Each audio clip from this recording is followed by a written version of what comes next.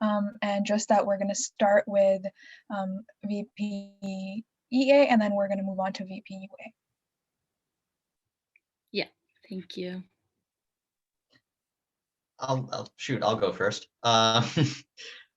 So for the VP External Affairs candidate, I just wanted to ask, considering how much advocacy and like work with external organizations is done over the course of the summer, much like how we saw last year with like the transit pass and everything, and I'm sure additional work was done along with that as well. How do you intend to sort of unload that large batch of work and information on students who are perhaps only starting to pay attention in September at the start of the school year?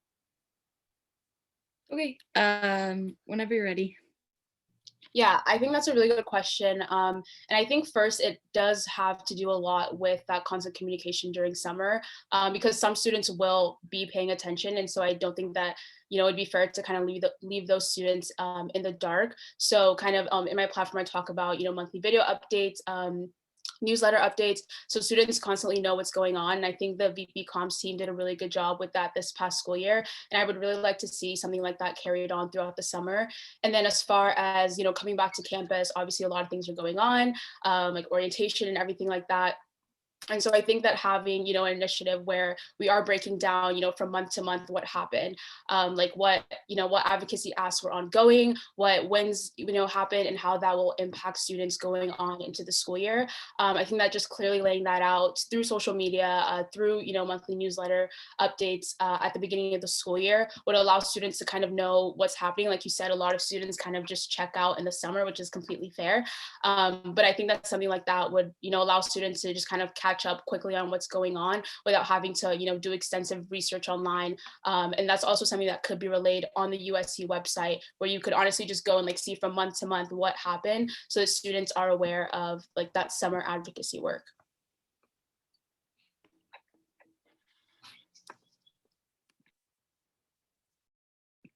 Okay, thank you. Mackenzie, you're up. Thank you. So, as the Vice President of External Affairs, you would be representing Western students at the provincial, federal, and municipal levels. How will you ensure that you're communicating with your team and the other vice presidents, and that you're actively representing the students' voices on Western's campus while you travel and work with so many other stakeholders at both USA and UCRU? Yeah, I think a really cool thing with this role is that it is so much, work with the VP University Affairs. So a lot of things that, are external advocacy wise there'll have to be that constant communication with the VP University Affairs. So I think as far as like not being, constantly on campus, it is about having that constant line of communication with the president, the Vpua, as well as the other VPs, to make sure that our external advocacy work is in line with everything else, university wise. And then also I've outlined in my platform, I really do want to prioritize, student engagement, the student voice, so that students are constantly knowing what's going on with their advocacy. So I think through things like the monthly town hall, where even if I'm not on campus, I'm still able to engage with students and, give kind of feedback and communication on what's happening on the external advocacy side, so that students are constantly, updated and able to also give their feedback and their input and know the constant work that is being put in. And then also working with the Vpua to make sure that things that kind of align externally and, on the university side are clearly being communicated to students, so that they know how that external advocacy is also directly impacting them on campus. Thank you. Eva? So as Vpea, obviously a lot of your work would be happening necessarily outside of the direct campus community. How do you see your advocacy vision adhering or being in line with that of Zamir's? And how do you, plan to prioritize and balance the two agendas that you would have?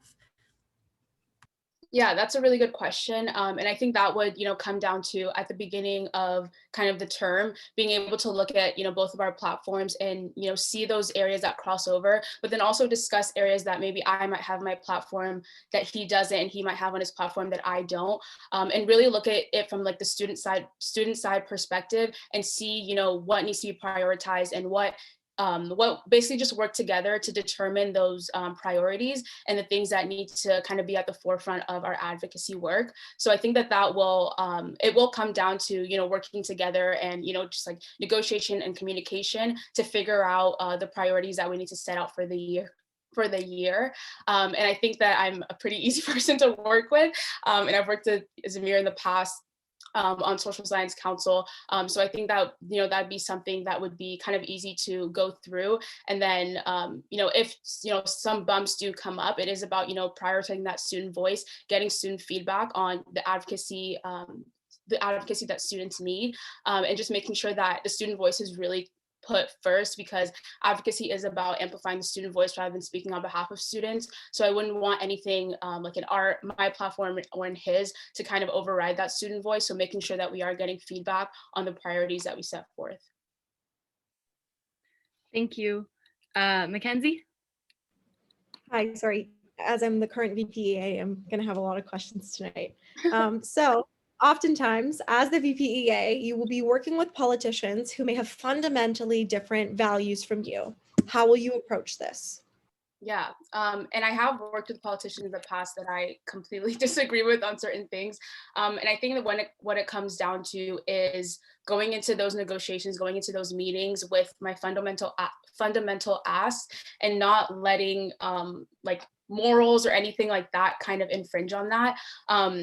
But also like taking into the context of who I'm meeting with, you know, the work that they've done in the past, and going in kind of having an idea of, you know, how they might respond. So being able to think quickly and be flexible in that role to be able to respond to any questions or any concerns that they might have, but then also framing it like in a lens that they will basically understand. But I don't think that, I think that like morals or ideology, I don't think that will really have it will have an impact, but I don't think that will have an impact on like the way that I approach advocacy, because I'm still going to want to be carrying that student voice forward despite like the ideologies of a certain politician. And so I think that's how I would approach that. Victoria? Awesome. So as VPEA, you will collaborate with other student associations across Ontario and Canada to conduct your provincial and federal advocacy. You will have to decide on a list of priorities to bring to decision makers. How will you ensure Western students' concerns are included in this list, and what issues would you prioritize? Mm-hmm. Yeah, I think just through my consultations, it's been really clear to see the issues that really impact students, especially with COVID kind of just being COVID.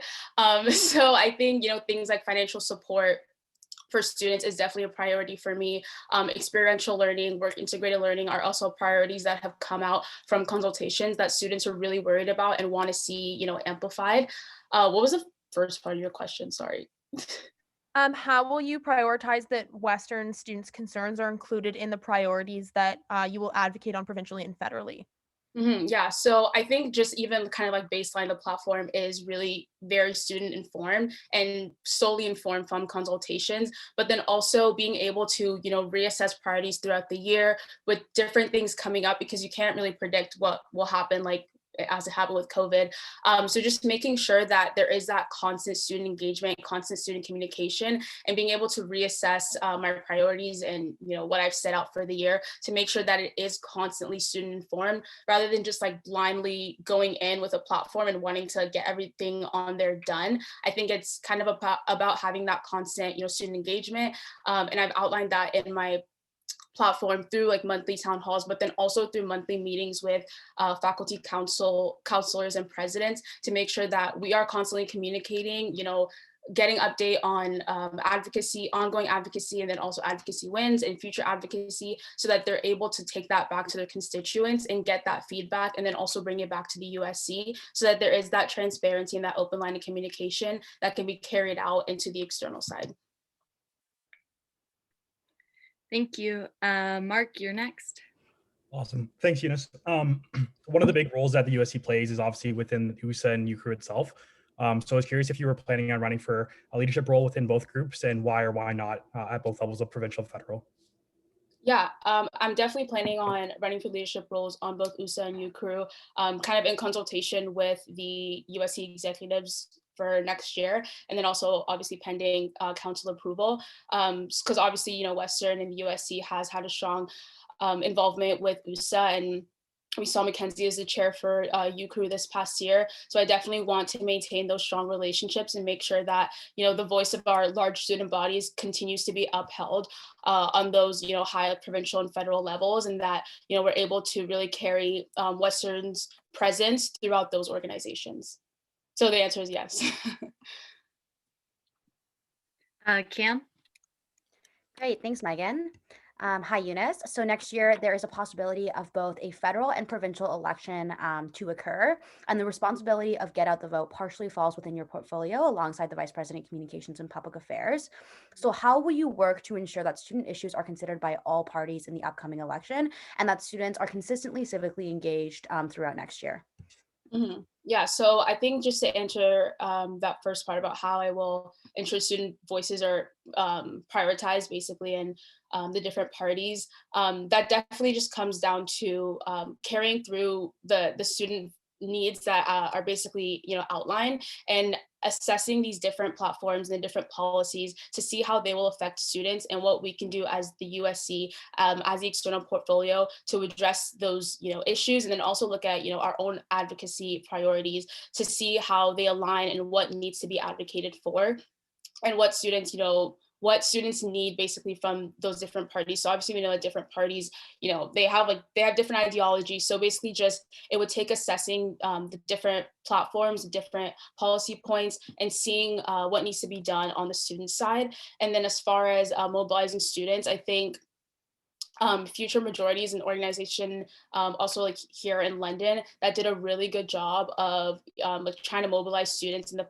last election, and having, you know, different spots on campus for students to vote. So I think that building on that relationship going into this next election with the USC and Future Majority would be super beneficial in order to mobilize students in order to vote, making it really accessible on campus so that students, you know, don't have to go back to their home riding, can vote in London for maybe a different riding. I think that that would be, you know, really beneficial, and just making it more accessible to students so that it's not something that's like looked at with like a lot of barriers, because as a student, if there was like a lot of barriers to voting, basically, we obviously know that some students wouldn't do it. So really just breaking down those barriers so that it is accessible to students and they understand the different policies that different parties are putting forth.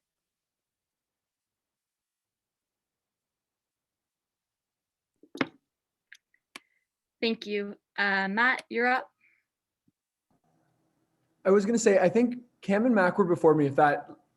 They've already asked a question, Okay, so perfect. we feel like, but you haven't I just want to make sure. Spoken yet, so you get to go. No, I appreciate it. I just want to make Thanks, sure I'm not taking their space. So Eunice, and yeah, make sure to grab some water. What is the most significant area of untapped potential for our government relations efforts, in your opinion?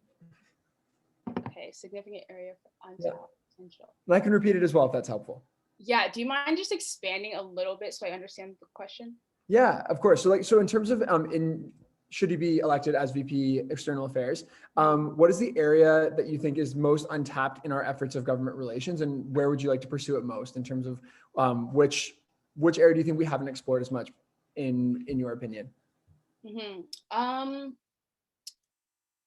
I feel like with like equity, diversity, you know, and inclusion, all of that kind of becoming more of a conversation recently. I haven't seen it prioritized in you know, government advocacy side, provincially and federally. I just haven't really seen that. And I think that going into this new year, especially with everything that, you know, has happened within the past year, I do think that that's something that could be prioritized more by the USC, and then also just utilized, you know, more in the provincial and federal government side of things. So as far as I know, like, data collection has been kind of an ongoing like talk, because a lot of universities don't collect race-based data. But as far as that, in order to develop a framework to address things like systemic oppression that continue to disproportionately affect racialized and low-income students, I feel like that is an area that could be further explored in order to address those inequalities and see the role that Western could play and the role that the provincial and federal government could play to remove those barriers for students.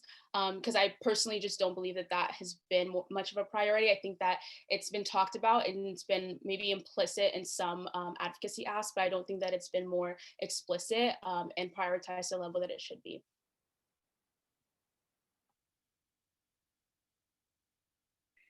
Thank you. Augustine is up next. Thank you, Megan.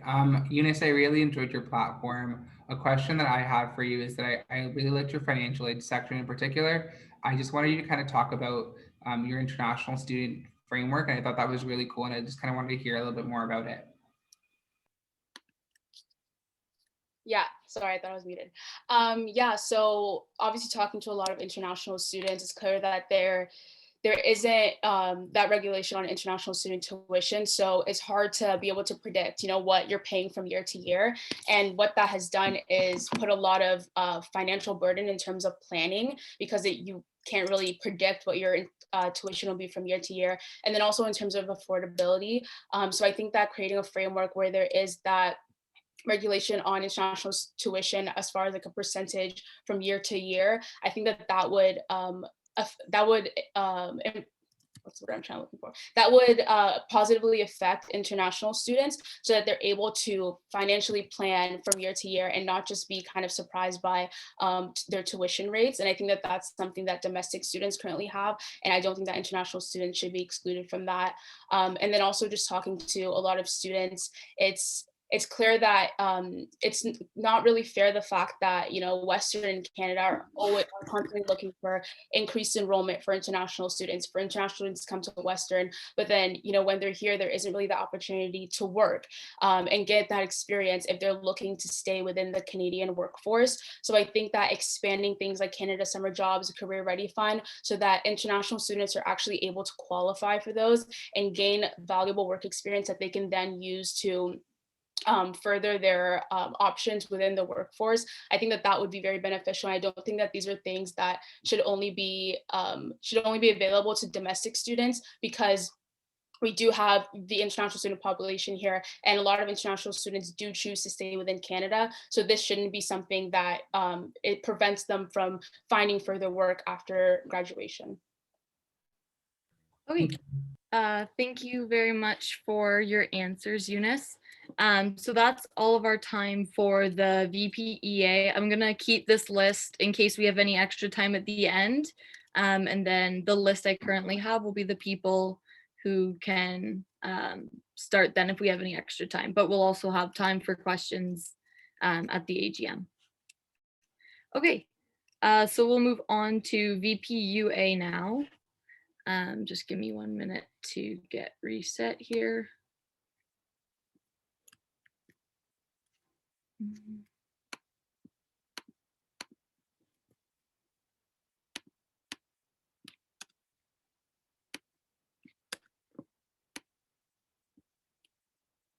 Okay, are the hands up now for Vpua?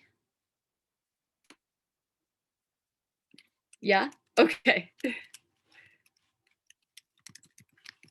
Okay, Mackenzie, you can start. Thank you. So given the recent split of the Vpea, Vpua portfolio, how will you work with the incoming Vice President of External Affairs to ensure that the USC's internal and external advocacy priorities are on the same page? Okay, and we can just start with Augustine. You can start. You have 2 minutes to answer the question. Hi, thank you, Mackenzie, for your question. I think that one of the really important things is like when we're building that executive roadmap, I think having really meaningful conversations at the beginning of the year about exactly where we see our advocacy priorities lie is really important, especially when it comes to things like regulating international tuition. Like you just mentioned, those kind of conversations are really important. And I think a lot of the times we get to work in tandem, and the things that we're asking for, if they're based on what the students want, there'll be internal and external components to both. And I think that's really why I value student feedback so much. And I think the consultation process is so important when we're actually garnering student feedback. And the Vpua hears opinions and voices that the Vpea doesn't, and the reverse is applicable as well. And I think that the way that we're the strongest in our advocacy efforts is when we're really working together, using both governmental knowledge and student knowledge to really be able to apply those to the specific situations that arise, that are bound to arise next year too. So thank you. I will, whoever you want to go next.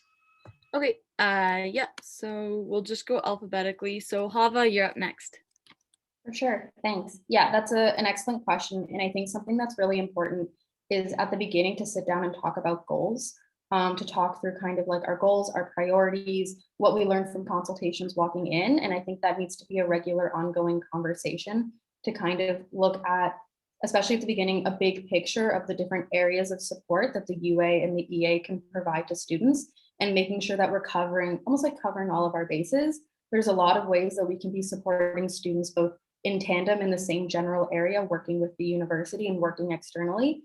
But I think there's also areas of support where one person is going to have a lot more strength, or almost like talking power with the people you're working with, and making sure that we're not ignoring a certain area of advocacy, and that between the two of us, we're able to almost like cover all of our bases to make sure, okay, one of us is working on affordability and the other one is making sure that neither one of us is forgetting sustainability, right? And that it's great to work together, but I think it's also really important to make sure together we're seeing a big picture. And then every time we check back in afterwards, we're able to look back at our goals from the beginning and make sure that we're keeping accountable to that, almost like that end line. Thank you. Thank you. And so next up, we have Jerica. Hi, I'm so sorry. My Zoom has crashed about 3 times since this session has started. Mackenzie, can you please just repeat your question? So essentially, how will you work with the incoming Vice President in External Affairs to ensure that you're on the same page with advocacy? Okay, thank you. I'm sorry again. And I think from what I've caught from Augustine and Hava's responses, I completely agree. Consistency in our advocacy is really important, not just so that we're making sure that we're representing students well and are, kind of getting the same sort of overall ideas about student priorities, but also so we have consistency in our work and have extra legitimacy through that. I think in order to accomplish that, it's really just as soon, if I were to be elected, as soon as that happens, then I would sit down with the incoming VP and EA and have that conversation, talking about our platforms where we intersect, share information about our consultations, things that didn't make it into the platform, to figure out where we think the priorities are, find a good middle ground, and also come up with just where we think, how we think communication should look like as a framework for the rest of the year. So how should we make sure that we can keep up consistent communication? How does the other person prefer to be communicated with? How regularly can we talk? Through what sort of methods? I think just laying out that entire groundwork for the year so we're on the same page moving forward would make sure that that relationship is as productive as possible. Thank you. And Ziana, you're up next. Awesome. Thank you so much for the question, Mackenzie. I think it comes down to having really clear and strong communication between the VP University Affairs and the VP External Affairs, and really making sure that we're establishing what these different priorities are in the executive roadmap and how we split them up and how we approach them together. I think the policy papers that we've been passing recently through council kind of demonstrate the interconnectedness of external advocacy and university advocacy. Obviously, all of the priorities that we're pushing for and we're addressing and we're researching have internal and external components to them. So I do think it's really important that the VP University Affairs and External Affairs work in tandem with one another, work really collaboratively, and also understand boundaries with one another, have a sense of what each other's goals are and how we can support each other in meeting those goals. I really appreciated what Jerica said about understanding different kinds of communication strategies. That's something I like to do when I'm getting to know someone and getting to understand their working style. Just getting a sense of how they prefer to be communicated with, I think, is really important as well. And having conversations about what we value in the process of advocacy too, because everyone has a different style when it comes to advocacy. So learning a little bit about what a person values during the advocacy process and how they approach advocacy, I think, is also quite important. Thanks so much. Thank you.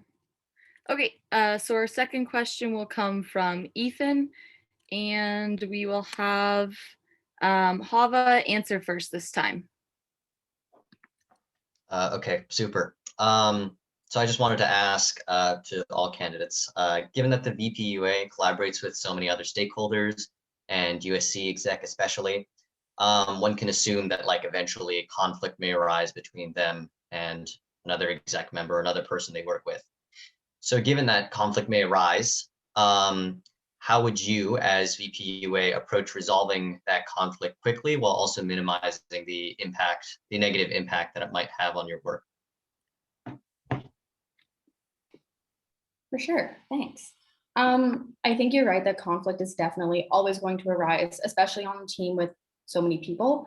I think what's important is kind of what we all identified in the last question was starting off with goals and with open communication, because that means for the rest of the year, when you disagree or you have a base conflict, it's easier to tie back to and say, well, we agreed on the endpoint.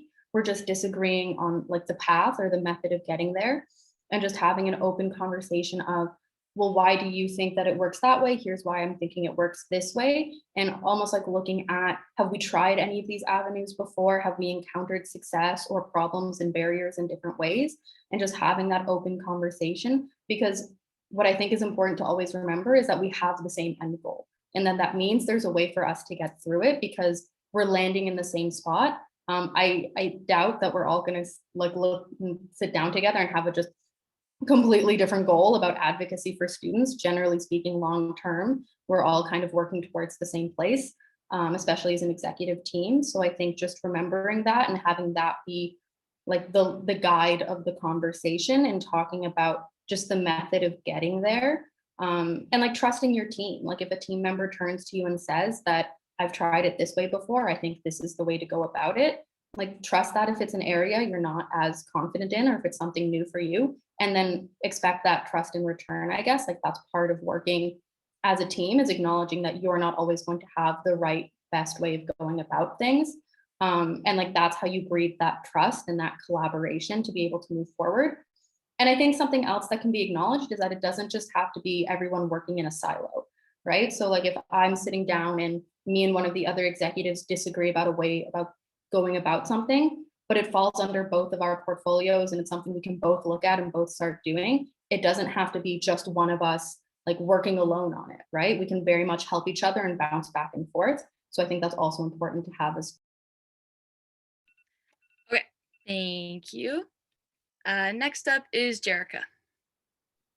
Thanks for the question. I think that just to, obviously I agree with what Hava said.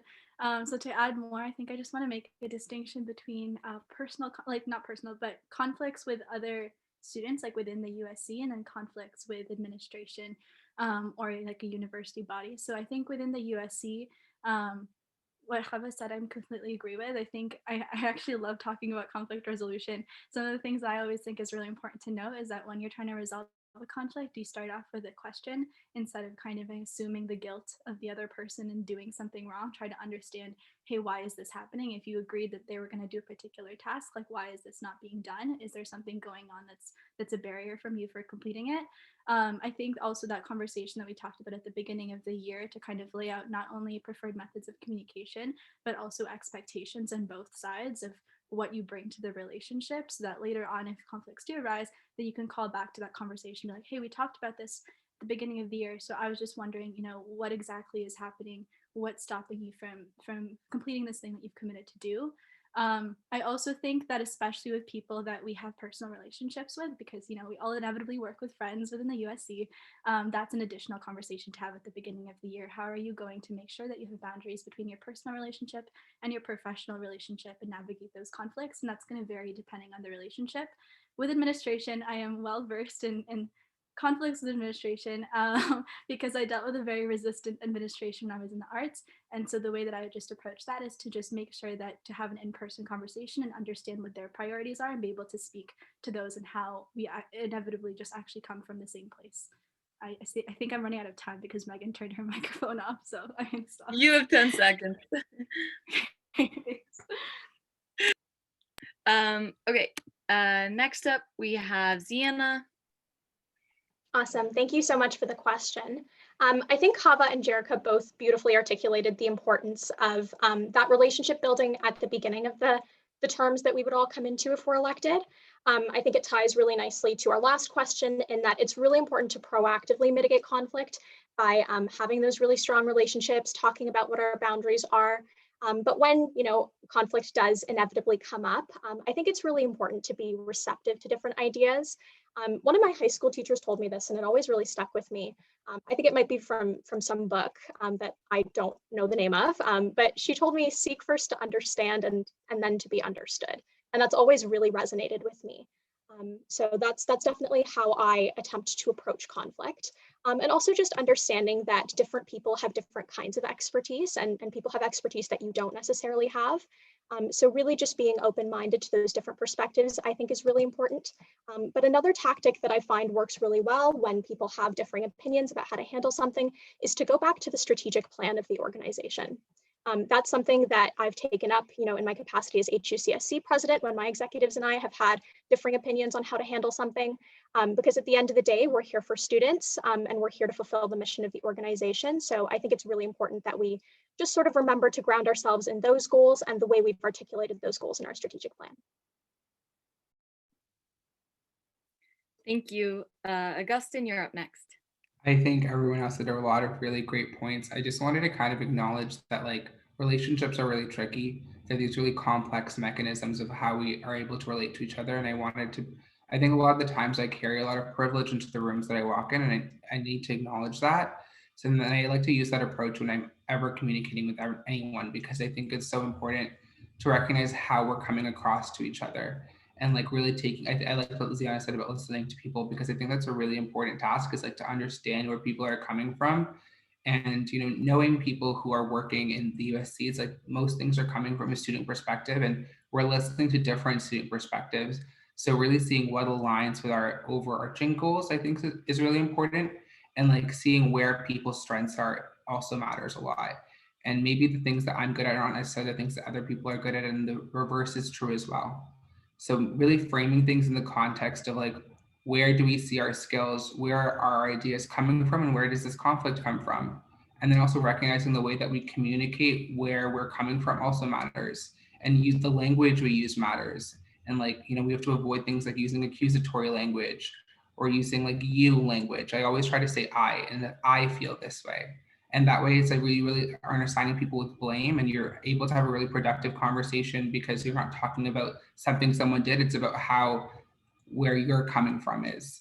And that way you're not really putting people in a bad place. And I think that's really important to me. And with admin, I've also had a lot of experience working with admin through Senate. And I know that what they're looking for is empirical data. What they want to see is we're bringing up student feedback through measures that we've collected, and that's what they're looking for. And I think coming to every meeting really prepared to field a lot of those questions is a good place to start for avoiding conflict and mitigating conflict. Thank you. So Eric, you can ask the next question, and Jericho will answer first this time. Perfect. So this is going to be my last question. I actually have to run for a test very shortly. I just want to say congrats to all of our candidates. I think I've been reading over the platforms. We've got 4 great candidates here, 4 great platforms. So I wanted to ask, in such a tight field, what do you think distinguishes you as a candidate or makes you uniquely qualified for the Vpua role? Am I good to go, Megan? Okay, thanks for the question, Eric, and good luck on your test. So just to answer that, I think there are 2 things that will distinguish me as a candidate.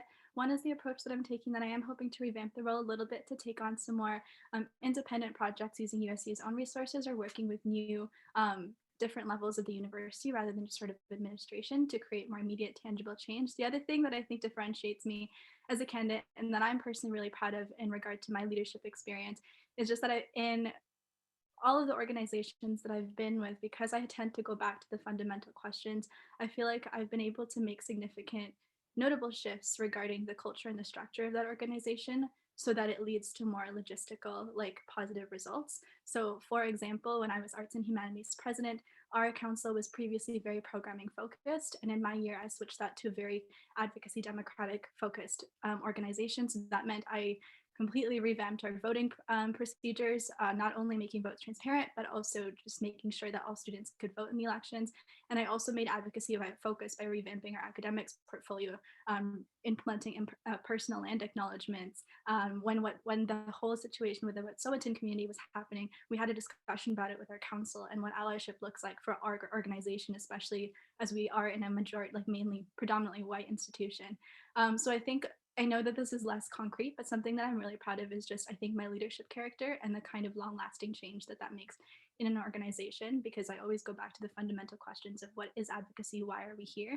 And if the current structure, how it is, doesn't really align with that perfectly, then I am willing to sit down and work with the people to figure out exactly how we can change it so that it can do better. Thank you. Ziana, you're next. Awesome. Thank you so much for the question.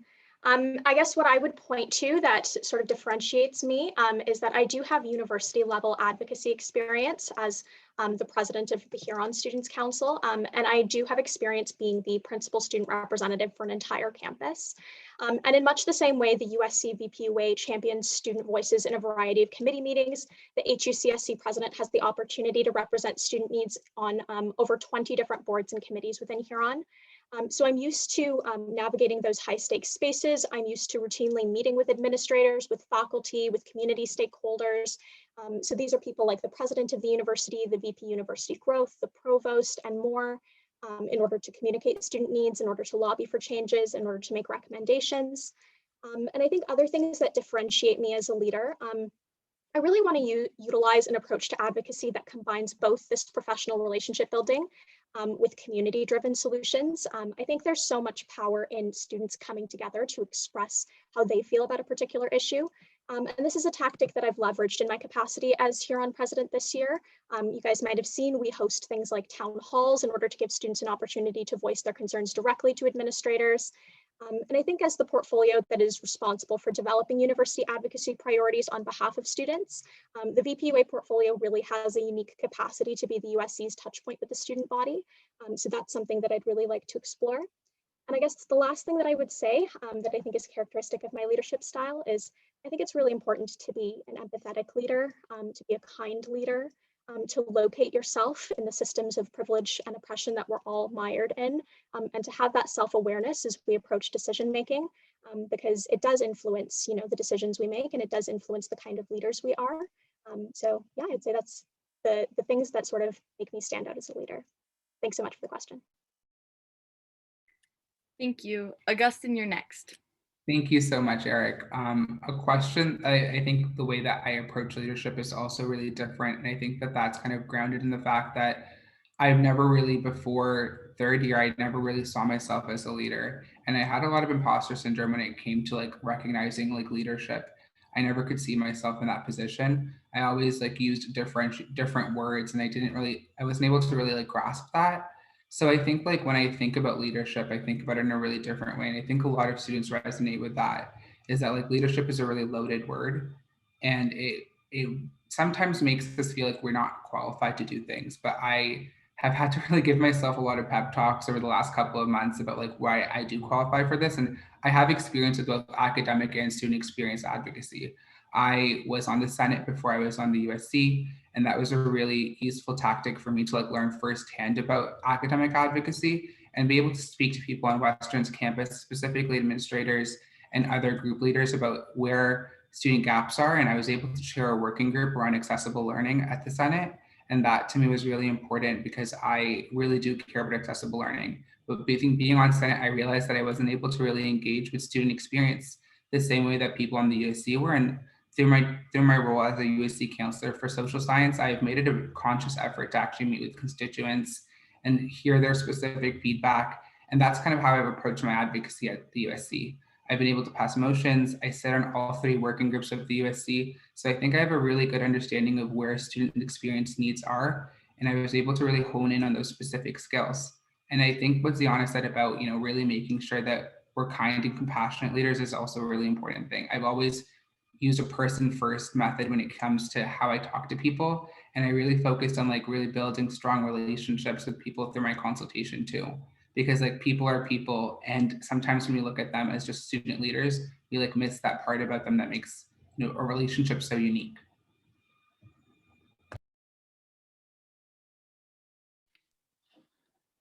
Thank you, Lava. Yeah, that's an excellent question. I think what Augustine said as well really resonates with me about that imposter syndrome. I think a lot of students experience that. And it's like definitely something that I think a lot of students have to try and work to overcome. So I really appreciate him bringing it up. I think something that distinguishes me from, I guess, like the other candidates is that in my work as the orientation coordinator, I have already spent a lot of time building very strong foundational relationships with administration at the university. And I think something we've all identified is that a lot of advocacy comes from relationships with admin, relationships with people, and being able to have good, open, honest, productive conversations and not walking in with assumptions and having them know that you're there in a very like open capacity to just work together on something that benefits students. And I think that's something that I very much have already started to build over the past year and a half with a lot of admin. And I think I can very nicely build upon in this role. And I think that that helps build trust in this role with the admin. I don't think that kind of relationship should stick with just the person in the role. And in that experience, I've also done a lot of like policy-based advocacy. I think something that's really important is that you can get a lot of things, like a lot of promises said, but you want to see changes to policy. You want to see actionable changes to the student experience. And I have a lot of experience reading through that, talking with administration, trying to make changes that are best for students that might not necessarily be the easiest thing for the admin to agree to. And I think lastly, something that distinguishes me is I really want to take time to focus to make sure the USC is doing that work for themselves too. It's one thing to turn to the university and say we need to continuously be making ourselves a better institution for students, but making sure that the USC is also like keeping up on that and continuing to follow through on those promises as well, assessing our own structures and our own institution to make sure that we're having like equal footing on it. And that way, when you turn to the university, it's an easier relationship. Thank you. All right, thank you. Victoria, you have the next question. Awesome. Thanks, Megan, and thanks everyone for your answers so far. Sorry, So I just like I had said who was going first before the other questions were announced, so I just want to keep that the same. Sure. So Zian will be answering first. Just cool. Okay, so Proctor Track and international tuition increases are just two examples of campus issues that arose this year that were prioritized by the Vpua portfolio, despite not having been outlined in any elected executive's platform or the team's roadmap. How will you balance files like these that are bound to come up over the course of your term and need immediate attention with those outlined on your platform, which you are accountable to? Thank you so much for the question, Victoria. You're right in that, you know, with student government, obviously there are files that kind of get set on fire that you have to keep your eyes on and be attentive to that might not have been outlined right away or, you know, been anticipated. So my intention with things like that, you know, will be unexpected and that will come up over the course of the year, is to work really closely with the executive team as a whole to delineate what our priorities look like. Because obviously if something is really pressing, it's, you know, important that the Vpua give their attention to that particular priority. And sometimes it might mean that some platform points, you know, need to take a back seat for a little while. And so discussing, you know, whether or not there are other people who can take on those priorities temporarily, whether this is something that can be delegated to an associate, I think those are important conversations to be having. I definitely believe in the importance of keeping the promises that we make to students. So that by no means means that the platform goes out with you know, the arrival of new priorities.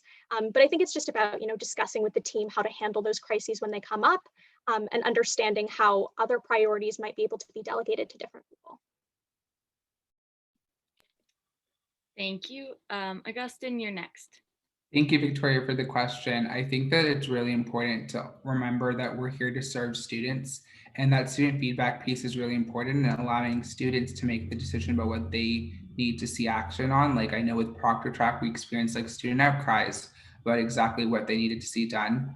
And I think like we are able to really gauge kind of where we see like impending problems coming in, and talking with the executive team, I think is a really great place to start. But I also think there's a lot of value in strong advocacy networks.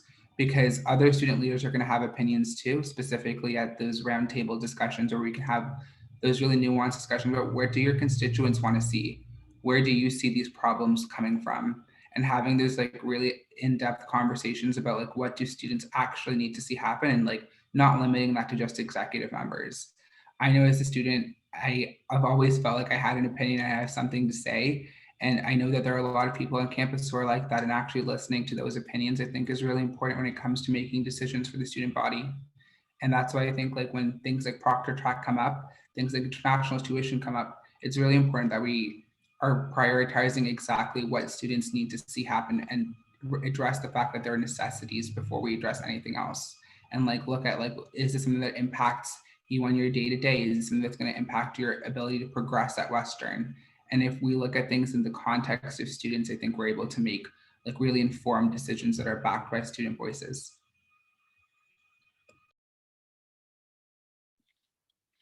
Thank you. Hava? Thanks. Yeah, I think this ties into also just like an initial conversation the exec can have about like what does it look like when we're stressed and how to support one another, and when these priorities inevitably will shift because things are going to come up, especially with COVID and everything changing. Being able to recognize that in one another because you're a part of a team, and like being able to lean on your team to help you while you be flexible with your priorities and your platform. I think it's important to remember and recognize that goals are adaptable, right? So we all have outlined tangible things we want to do in our platform, but I think it's also important to remember that things that are going to pop up like Proctor Tracker, international student tuition, probably fall into like some goals that we've identified in our platform and some like overarching vision of advocacy initiatives we want to support. And being able to find space for that in a way that still remembers we're still achieving our goal. And that's how you can be flexible with the things you've committed to in your platform, because inevitably priorities are going to have to shift and the amount of time you dedicate is going to have to shift. And things that you were maybe like, I get to this first, as Augustine was saying, student feedback is so important, you get to it third, right? But that's how you try and make that reshift, is remembering that all of your actions are just kind of a means to a goal, and taking that like solution oriented approach to try and be able to rebalance your priorities and reshift your focus while having the support of your executive, your team, your AVPs, and your coordinators, right? Remembering you're not working alone. Thank you. Thank you. And Jerica? Thanks for the question, Victoria. Your year is definitely the prime example of how important asking this is. And so, yeah, I definitely agree. So I think especially as Yana pointed this out, just the importance of delegation and leaning on other people as well. There's an amazing portfolio team of student leaders within the Vpua's portfolio, as well as other advocacy groups that can be involved in these initiatives.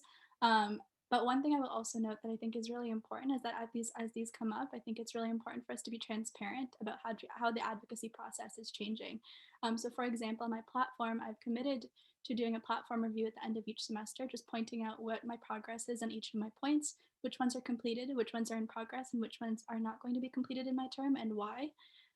So if that's shifting because of something like Proctor Track popping up, I would definitely work with a VP communications portfolio just to figure out how do we communicate that to students so that they understand that I'm not just going back on my word in terms of my promises, but that something urgent has come up and that I want their feedback on it, and I want them to know that I'm responding to this crisis with their interests in mind. The other thing I will note is that something that I've been incorporating into all of my consultations is also just asking what kind of Vpua students and counselors want to see, not just what kind of relationship they want to have with that person, but what the character they're looking for is in that person. And I think that's the best way that I can prepare for emergency situations, because I can't tell you how I'm going to exactly respond in a crisis, but I can talk to students about what they want to see from me as a leader and what kind of leader I am, so that they can understand, just based off of my principles and who I am as a person, how I would respond instinctively in that position based off of our conversations and just based off of who I am. So yeah, transparent, and also just making sure that we communicate ahead of time about who I am as a person, what kind of relationships I have with people, and how to respond in those crisis situations when they do come up. Thank you. Maddie, you have the next question. And we'll start with Augustine. Thanks, Megan. So if I'm remembering from all of your platforms correctly, all of you aren't from the Faculty of Science, and that's totally okay. We're all interested in different things. But just it kind of brought up an interesting question in my mind of how, as Vpua, you're going to consider the interests of people that are in faculties that are different than yours, and how you're going to prevent being skewed in your interests or your decision making, given the faculty that you come from and the challenges that you know yourself and your peers in that faculty face. Thank you so much for your question, Maddie. I think that's something that I really do think about a lot. I recognize I come from the biggest and baddest. There's the most number of students in my faculty, and that when it comes to actually how we approach those things, I think one of the big issues is the fact that I was able to just say biggest and baddest. It's about the fact that we don't feel connected to this broader sense of community. And one of the first things in my platform has been about building community through academics, and about like meeting with people separately. And I think that's how we're going to get a lot of that student feedback, is like when we actually have those really meaningful conversations. I want to see the VP academic roundtable be split up so that we're actually meeting with people in smaller groups and having really meaningful conversations around academics, and ones that are focused on people's consultations with their constituents, because that's how you're actually able to bridge things in. And I think it keeps us like hyper mindful of how we approach advocacy, is when we are listening to student concerns and we're having really nuanced discussions, and allowing people to also self-determine within those groups and be able to identify issues that they've been experiencing, and then meeting up with other people from different parts of the community. I think that's a really great way for us to do that community building aspect, and actually making sure we're representing students' needs is by actually engaging with different levels of, okay, well, this group has said this and this group has said this, and not weighing one against the other, but actually looking at them as a holistic, and being able to approach problem solving that way too, and recognizing that student leaders have the capacity to make a lot of positive change, and that when they do make that positive change, it needs to be recognized, and their issues also need to be recognized separately as well.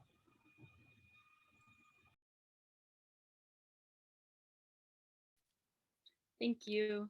Hava, you're up next. Thanks. Yeah, I think that's an excellent question. And it's something I think definitely resonates with myself, as I'm sure the other arts people or like small faculty people in the room can feel, is almost like feeling like your voice isn't like present at the table, I guess.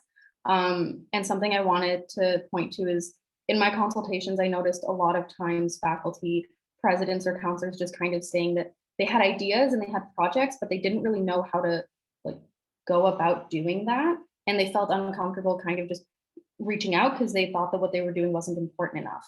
And so something that I think I would want to do is, that's really important, is just start off my term by reaching out to all the presidents of the incoming presidents of the councils and saying, like, what are your goals? What do you need help with? What do you need support with? And if it means creating a like regular time, however much support they think they need to like achieve their goals and just get the support and the resources they're looking for, then that's what we do, because ultimately we're kind of here, like, you're the electing body, we're accountable to you, we're resources to you, right? And making sure that we're getting kind of the feedback that way, and really creating a space where like those counselors and those presidents feel comfortable voicing like concerns or questions that they just maybe prior were like, I don't think that's important enough to bother an exec with. Because I know as a counselor, that's something that I felt a lot of. And it wasn't until, honestly, Melissa was like, what are you doing? Just go ask. I was like, okay. And I realized that like opened a huge door for me. So creating that time and that outreach, I think, is really important to help bridge that gap, so that everyone feels like their voice is present at the table and included in the room. Thank you. Thank you. Jerica, you're next. Thanks. So I have two kind of big ideas for this, and one is that, well, principles. One is that I need to learn. I'm not going to know every faculty experience, not every student experience either, like nor will I ever really, but I need to go through a process of learning, and I think I need to make that systemic. So the way that I want to do that is, for example, to host voluntary counselor roundtables. So just a constant informal way for me to keep up and communicate with counselors about what they're working on, share strategies, learn where they're at. The other thing is also going to students where they're at. I think that when I host meetings, that I've kind of requested and guided, the conversations that we have is very different from the kind of conversations I witness when I go into a space that students have already created for themselves. So I think being able to, for example, go to a science council meeting either myself regularly or my associates, just to have that USC presence there and to kind of see what science students are saying in their own spaces. That's really valuable in the learning process.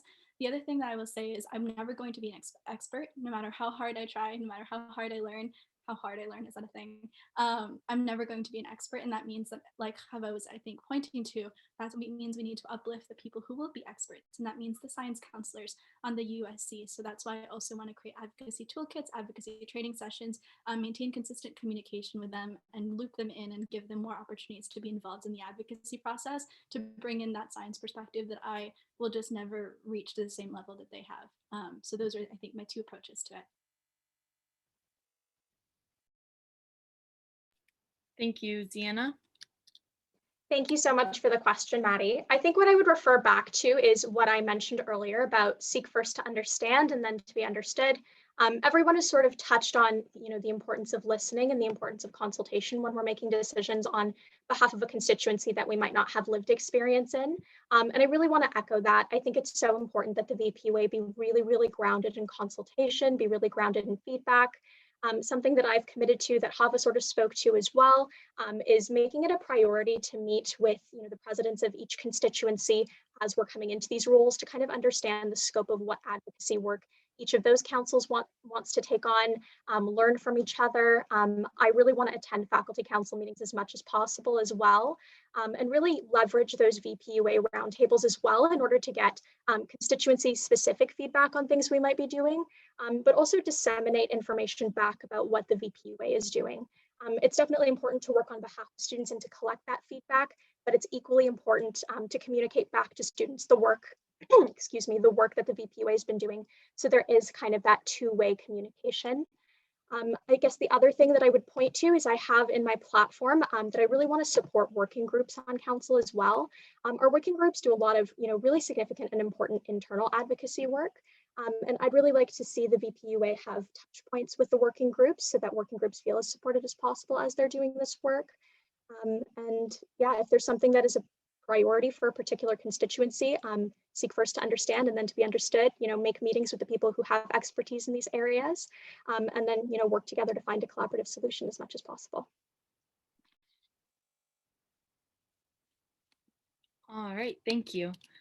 So Nicole will ask the next question, and Hava, you'll be answering first.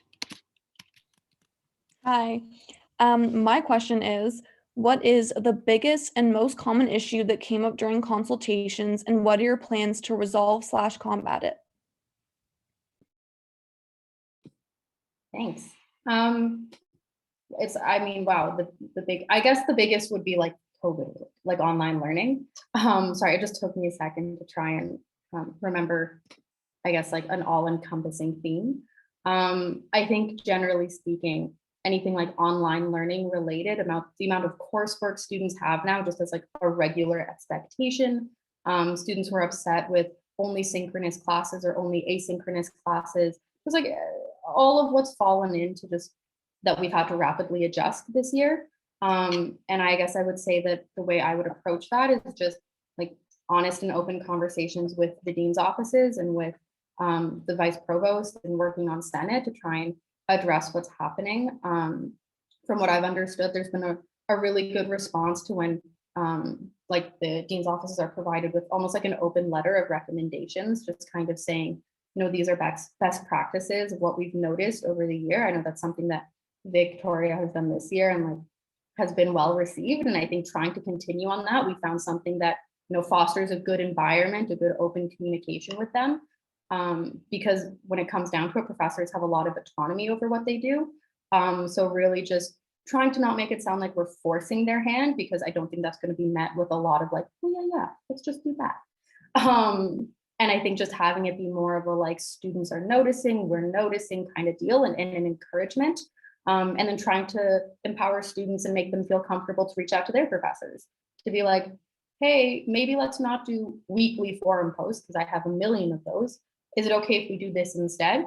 Because I know that like my professors have been very receptive to that. And a lot of my friends who've mentioned similarly have had great conversations when you approach it in a much more like open kind of way. And so I would say, generally speaking, that would be my approach to all online learning like concerns that I've been hearing. It's just that very friendly, open, like Thank you. Next up, we have Jerica. Thanks for the question. I think, surprisingly, at least in my consultations, I think the consistent sort of issue that I heard from students is that a lot of them just didn't know what was going on. A lot of them felt like we had a lot of resources on campus for them to use, but they didn't really know how to access them or where to access them. I think that was a tricky one for me to navigate, because obviously a lot of, in terms of awareness of resources, that's also very much also in the VP communications portfolio. But I think where it can range into the Vpua portfolio is advocacy first structures, to put those resources at the forefront of where students are and what they're seeing. So for example, a couple of things that I have on my platform is that Health and Wellness Resources OWL page, also including on our OWL, on like the homepage, the Comprehensive Guide to Academic Policies, recently released by the Western Student Senators, using a new position or using the web development intern position at the USC to create a financial aid portal so that students can receive a personalized list of financial aid opportunities that they're eligible for. So I have a couple of points on there that I think will address on a structural level just this issue that students are experiencing, where they feel like they have a lot of resources on campus but they don't know where to access them, and because of that they also can't really give feedback on how good those resources are.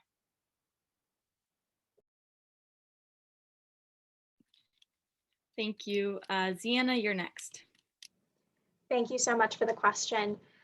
So probably the thing that I heard most commonly was, frustrations and confusions with online learning, but frustrations and confusions with online learning as they pertain to a lot of different resources on campus and a lot of different aspects of student life. So I was hearing about how this has impacted life in residence, just as much as I was hearing about how this has changed, academic experiences, and how students access things like the appeals system or academic advising. So I have a lot on my platform that's targeted at, addressing these concerns that students have raised through a COVID lens. I've really done my best to sort of, put myself through the process of thinking for each of my platform points, what does this look like in person? What does this look like if we're in a hybrid model? What does this look like if we're completely online? And as far as, the biggest concerns that have come up, I think appeals and advising have really been two things that students have flagged as being really important to them that, are a little bit difficult to contend with. So I have a whole page on my platform dedicated to how I want to approach the relationship with advising offices. I think there's a lot of work that needs to be done to create a more consistent culture of care across advising offices. And I have a lot on my platform about student appeals as well, how we help students understand their rights, what the USC can be doing to that effect. And something else that I'd really like to do is work to amend the university's policy on course outlines to include information about academic appeals. I know one of the first things I do as a student when I have a question is I just read through my course outline and then I contact my profs. So I think we've talked a lot about meeting students where they're at, and I think that means putting resources and information in places that students frequently access and that they frequent in general. So yeah, I'd say those have been the biggest things that have sort of come up through my consultations. Thank you. Ziana, or sorry, no, Augustine, you're up. It's okay, Megan. Thank you so much for the question. I think that something that came up in my consultation was actually surrounding consultation itself and how difficult COVID has made it to be able to consult and how important it is to actually be receiving student feedback. I think our jobs as student leaders have always been to meet with constituents and represent our constituents to the best of our abilities.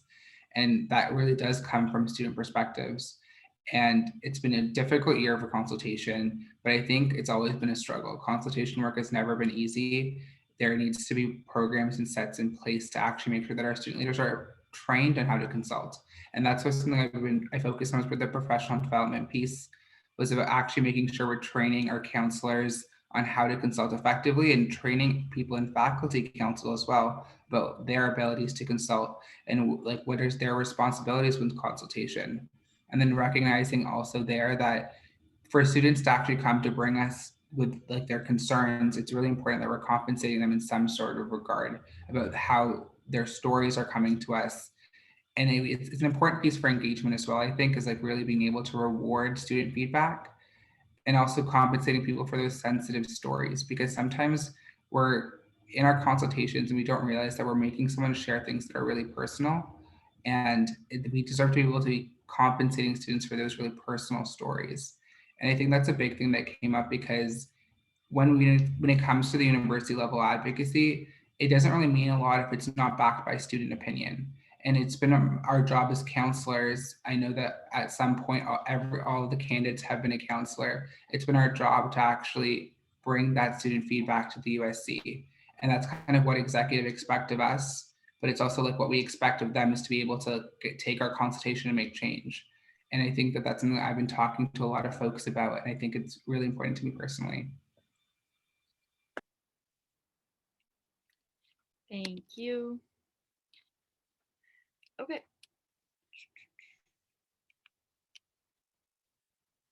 Next up, we have Hannah, and Jerica will start.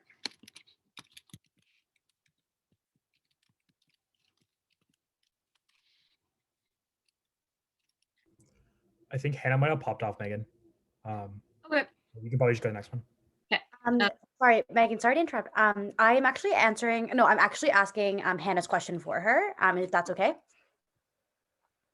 Okay, fantastic. So our question is, one of the reasons why the Vice President University Affairs portfolio was created in the first place was to ensure that equity-based efforts can be prioritized every single year. This year, the Vice President University Affairs has worked closely with the Peer Programs portfolio, which has been overseen by the Vice President Student Support and Programming. How will you ensure that you will have a positive and productive relationship with the peer programs and the Vice President Student Support and Programming, given that they manage this portfolio? I go first, right? Yes. Okay. Thank you for this question. I love this question because I love equity advocacy, and I also am currently an advocacy executive on Ethno-Western. So I have very much seen that communication both with Hannah and with Victoria, and I've seen how well it's worked this year, considering that new racism reporting tool. What a win! Yeah, so I think part of that is continuing the current work that is happening, I believe, with the roundtables with peer programs and with the both VPs. I think with the way that I would approach that, because, you know, I think I've spoken already quite a bit about how I would like to communicate and sit down at the beginning of the year about what the relationship looks like, what communication strategies are. So not to repeat myself, I think something in addition to that I would like to do is sit down with you, Cam, Victoria, and just talk about what you've done this year and what you think has worked and what has not worked about how you've managed that relationship with the peer programs, as well as talk to the outgoing coordinators, in addition to of course the conversations I'll have with incomings about their preferred styles. But I think just like with most things, it's a matter of consistent communication. So the one thing that I will just add is making sure to learn from this year and see how that's worked out and what I can do to build upon that next year. Thank you. Ziana, you're next. Thank you so much for the question. I'm really glad that, equity has been such a priority this year, and that, making sure there's a really positive and productive relationship between the Vpua's portfolio and the peer programs has been a priority. I'll echo Jerica in that I think a lot of continuing this work is contingent upon, meeting with the outgoings, ensuring I have an understanding of the work that they've been doing in that role, the things that they hope to accomplish that, maybe weren't possible in the constraints of this year, and having those conversations with incoming as well to understand what their goals and priorities are. But I do also really want to emphasize just the importance of equity and intersectionality work as a whole. I think we throw those words around a lot, and they've really caught on as mainstream buzzwords too. So I think part of the challenge with that is really situating oneself in what those words mean and understanding that equity, diversity, and inclusion work isn't just attempting to do one particular thing. It's about taking up a framework through which we approach all advocacy efforts, all programming. So understanding that and working with incoming to help delineate what different people's understandings of that is something that's really important to me. And the other thing that I would say about this, I'm also very passionate about equity advocacy. And something that I think sort of makes me really well qualified to do this kind of work is that my degree program is actually global gender studies with a minor in feminist critical race theory and queer theory. And so something that I think really stands out to me as being important is having that educational background when we approach this stuff. It's so important to have experience advocating for these things, and lived experience, of course, is incredibly important too. But I also think that having the educational background to take on this kind of work is an important thing to consider as well.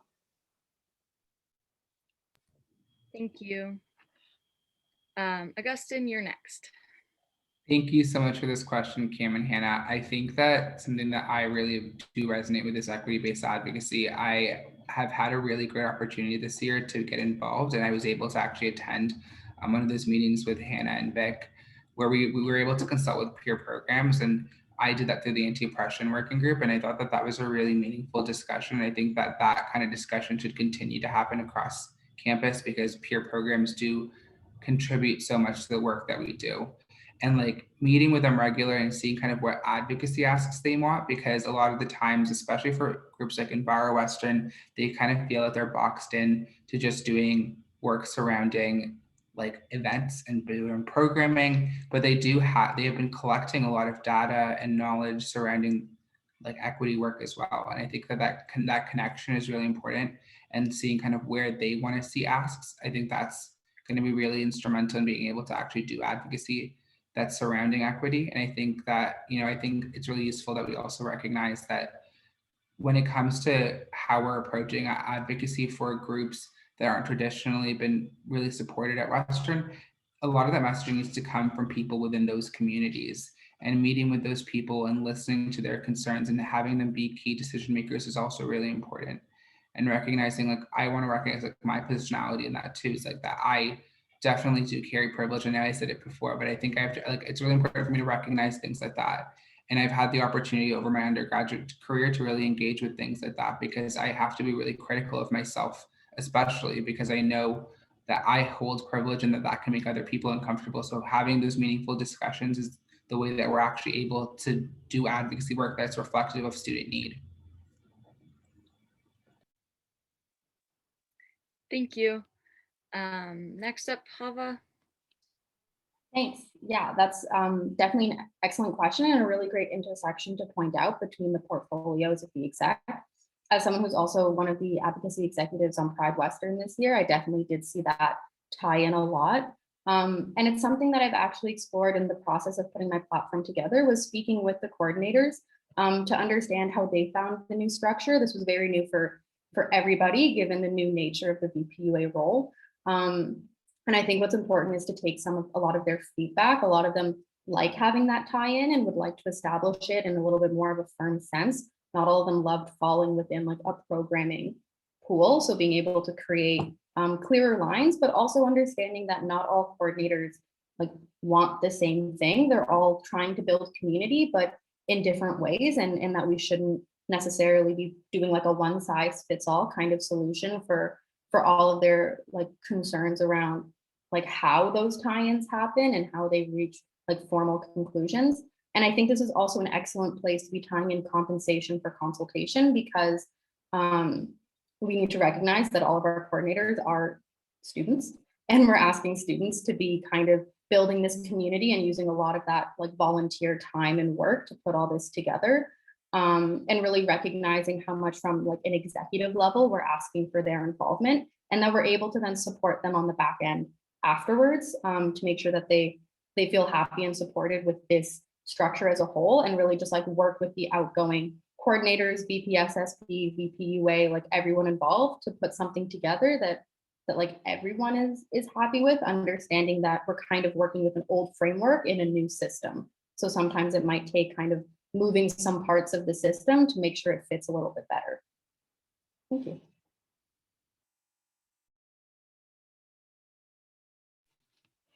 Thank you. Okay, so Adam M., you have the next question. Thank you. So affordability is an issue that a lot of students really care about. Ivy students, for example, face very high tuition, a lot of hidden course fees, and often unaffordable on-campus food. So what specific initiatives will you undertake to address affordability of both tuition but also non-tuition items? Thanks. And sorry, Sienna, you'll be going first. Awesome. Thank you so much for the question. I do have a section of my platform dedicated to affordability, and so there are a lot of things that I sort of want to tackle on this end. Something that I'll start out with, because I think student government organizations do typically think through things like, how do we regulate tuition a little bit better? Let's, expand tuition payment options. What does the billing structure look like? And I think those are all really, really important priorities to be thinking about. But I think something that's sort of typically been overlooked by student government organizations are the little fees that build up over the course of a student's undergraduate experience. So I've talked about this in some of my consultations, so this might be familiar to some of you, but fees like the fee associated with requesting an enrollment verification letter, or the fee associated with getting a medical note from student health services, these things do definitely have an impact, and they do build up. And something that I've prioritized in my capacity as HUCSC president this year is working with the Office of the Provost and working with the Office of the Registrar to remove this fee for enrollment verification letters. And we actually did manage to get it removed from the budget entirely, so Huron students won't have to pay this fee in the future, which is really exciting. But I don't think students, should really have to face a requirement for that at all. So I have sort of a three-pronged approach to addressing these fees.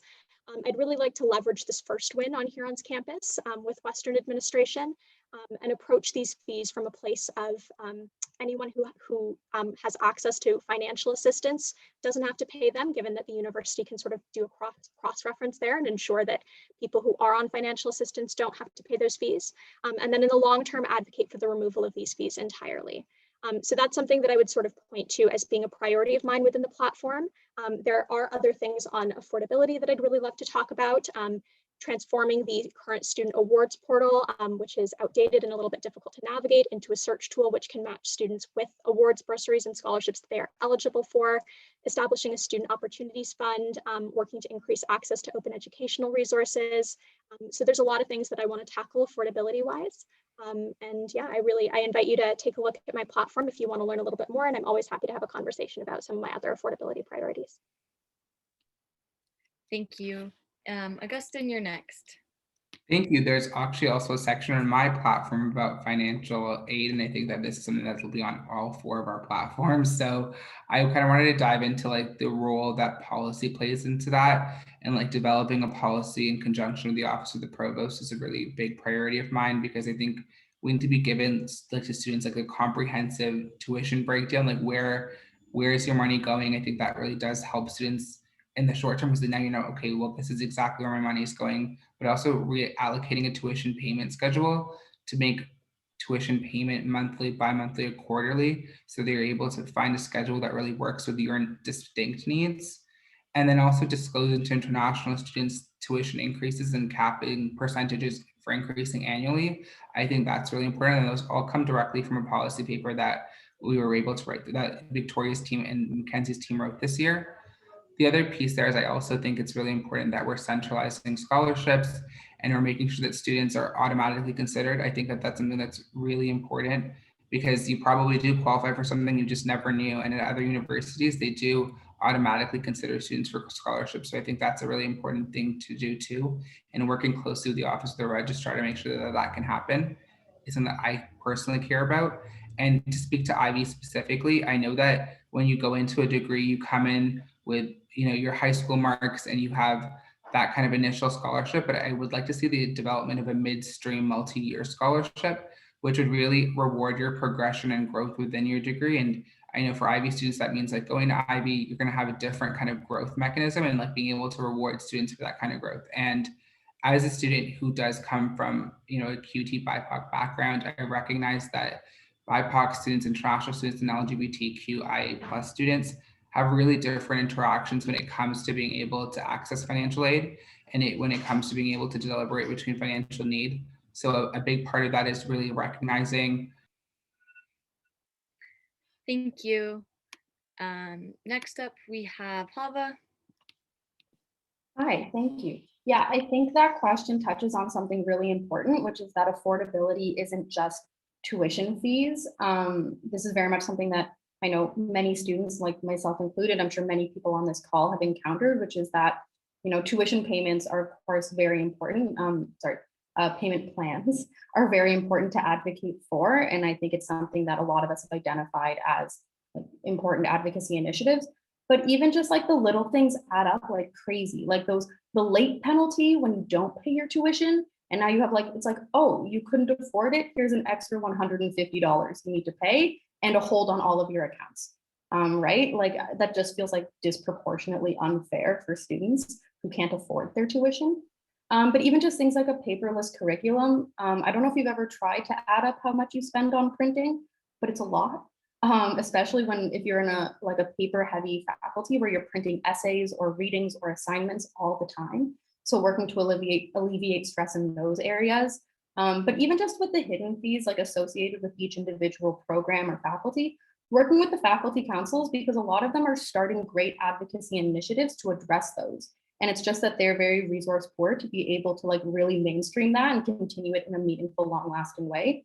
Something I thought that was really cool that came up was I was speaking with the health science president from last year, and that they offer first aid courses almost like in-house. They pay for, or they're looking to pay one person to get certified to certify others, rather than trying to pay for everybody to get certified. That's such a creative way to like ensure that people are able to get their training on like a financially feasible way. But working to support those kinds of initiatives so that all those hidden fees, which are very apparent if you're in that program, are being tackled, and we're being able to uplift the advocacy initiatives of people happening at a very like grassroots kind of level, while also working with the university to make long-term changes. Thank you. Thank you. Jerica, you're next. Hi, thanks for the question. So everyone said it, we have an affordability section. So there are things there that I think are applicable to most students, but I'll try to focus on just the ones that are specific. I think most specific to Ivy. So one is I want to advocate for a computer loan program within Western libraries. I know that computers are quite vital, especially during case competitions. And if one crashes and your group is depending on you, then this will be a fantastic program just so that students have that as additional support. The other thing is I also propose the establishment of a student support grant that will also partially cover academic related costs. So the thing that you just mentioned about hidden school costs that students don't expect, this is a grant to which they can apply for some funding to help them pay for those. I think that that's especially important, especially during this COVID year. I know that those case books are ridiculously expensive. And I also know that IB Council is doing a lot of work. Even on the grassroots level, I know that there's a petition going on. So another part that I will note in advocating for that is I'm really committed to providing support as Vpua on the advocacy efforts within Ivy should that council request it. So yeah, computer loan program, the student support grant, and then also supporting your advocacy efforts in regard to those casebook fees. Thank you.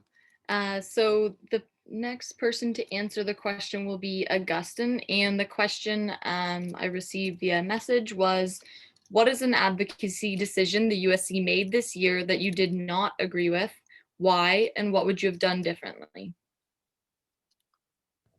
Thank you for the question to whoever asked that. I can't believe I got to start first. But I think when it came to like, a big advocacy decision, it was, I think one of the things that I don't know how comfortable I was with, I don't know if it was advocacy, but it was definitely something that we used to support mental health, and it was the pizza night. I know it doesn't seem like it was an advocacy thing, but it was really framed in kind of a way that it was supposed to be there to support students like through that really difficult time. And for me personally, like, I don't know like the logistics behind it, but I was as a student not comfortable with that. But I recognize that student mental health is really important, and there was definitely a lot of precautions that were taking place, and that there were supports for students that was definitely available, and that it was an important task to take on.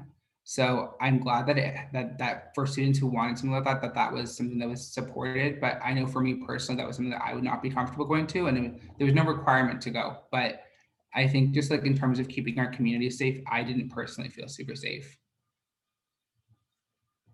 Thank you. Thank you. So Hava, you're next. Thanks. Sorry, would you mind repeating the question? Yeah, of course. The question was, what is an decision the USC made here that you did not agree with? Why, and what would you have done differently? For sure, thanks. Yeah, I think something I didn't agree with this year was ending the free menstrual product pilot project, I guess. There's a lot of keywords in a row. Yeah, I think that would be something I didn't super agree with. I very much understand how it came to happen this year. And I also understand that this is kind of many years of history to this. It's not like all of a sudden it was just ended. But I think that's one that in particular I would be looking to kind of restart, but also support in a way that's a little bit more structurally supported, and it's not just kind of like a pilot project that we're all doing, but really trying to add it into things like working with the Purple Care Trust to add some lenience for that into your USC health plan, just like being able to grow it in ways. So yeah, I would say free menstrual products on campus would be mine that I disagreed with it being ended, because I think that it's something that students inherently very much need. And it's not really something you can control if you need. And a lot of options, when you really add it up to be able to support yourself for that, are very expensive. So I think that's very much an affordability, but also a health piece. I think it supports people who aren't comfortable always buying them from like pharmacies or drugstores, or don't have like active access to a pharmacy all the time. So I think it just supported a lot of different areas. And it's something that I would very much be interested in restarting and supporting in a very like institutionally supported way. Thank you. Thank you. Jerica, you're next. Yeah, I think for this question, it's not necessarily like an advocacy task that was done, but I think the one thing that I think there's room for improvement is just transparency. So I know, for example, for faculties where Proctor Track was not as much of an issue, so much emphasis on Proctor Track advocacy left some students wondering about what else was being done to cover their particular concerns. I do think that USC was working on those, but I think just communication of how those are being balanced would have been useful. I think something that I would also note is recently, especially with what happened in downtown London, USC released a statement on anti-Asian racism, which is really valuable. But my personal stance on statements is I think that those are really impactful. But I also think that when making those statements, it would be really especially impactful if we included some concrete steps that the USC is taking to address the issue. I think that the inclusion of mental health supports and other resources is fantastic, but in making such statements, I think it's important to include an action plan. And so again, that's a communication piece when it comes to our advocacy efforts, just noting down what USC is doing within its own structures and what it's advocating to Western about in regard to tackling anti-Asian racism on campus. That's something that I would have loved to see from the USC this year as well. Thank you. Ziana, you're next. Thank you so much for the question. There are a few different things that come to mind. I think the first thing that came up, right away, Megan, when you vocalized that question, was the menstrual products not being included in the USC's budget asks this year. Understanding, of course, that sometimes we have to pick our priorities, but as a counselor, I was definitely disappointed to see that it didn't really make the cut. And that is something that I talk about in my platform, because despite the groundwork that's been laid by past USC executives, we have yet to see free menstrual products available in all washrooms at Western's campus. And that's something that's pretty standard at other universities, including all 3 of our affiliate campuses. So that's something that didn't quite sit right with me. Another thing that I think I would like to see done better is I would have liked to see more baked-in solutions and consideration in advance for the needs of affiliate students. Sometimes with USC advocacy, there aren't always those baked-in solutions, and it becomes a little bit of a, okay, like how do we accommodate for affiliate students after the fact? So making sure that that's prioritized is definitely something that's important to me as well. And the other thing that comes to mind is, this summer, amidst a lot of racial turmoil, I would have really liked to see the USC take a more proactive stance on that a little bit more quickly. And as Jerica said, I think it's really important to, release those statements and have those conversations and also include an action plan. So that's something that I definitely would have liked to see from the USC a little bit more immediately over the course of the summer. Thank you. Okay, thank you everybody for your answers and all of your questions. That's all the time we have for tonight. Conan, did you want to add anything?